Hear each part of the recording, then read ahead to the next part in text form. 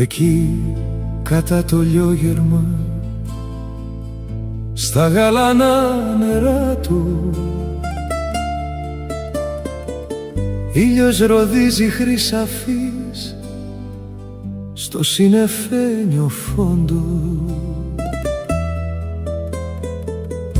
Ακούς το φλίσβο που μιλεί στα σημοβότσαλα του κι όνειρο πλέκει στις στιγμές στου ονείρου σου τον πόντο.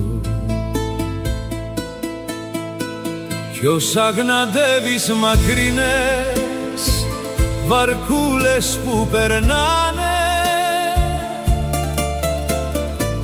γοργόνες καλοτάξιδες με τα μαλλιά αναμένα, νιώθεις πως σε κοιτάζουνε κι όλες σε χαιρετάνε κι ανταποδίδεις με φιλιά και λόγια αγαπημένα. Καλή ψαριά, καλή σοδιά, τα δίχτυα γεμισμένα, τ' ακούει ο φλίσβος για πάντα, τ' ακούει και το ποτάμι κι ανταποδίδει ο βάτραχος με λόγια μπερδεμένα, καθώς βουτά και χάνεται μες στο πυκνό καλάμι.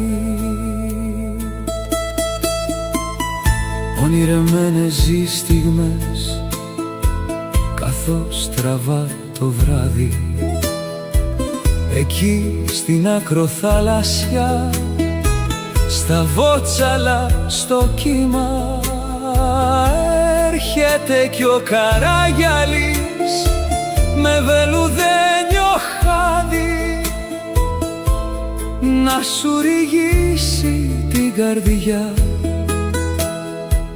με τ' αλμυρό του ντύμα.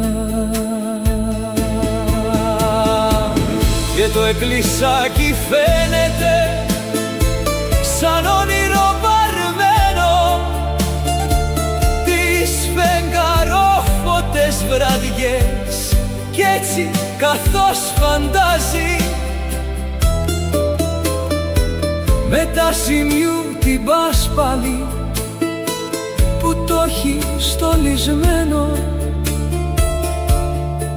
θα ρεις πως νιώθει τη χαρά και σ' όλους τη μοιράζει.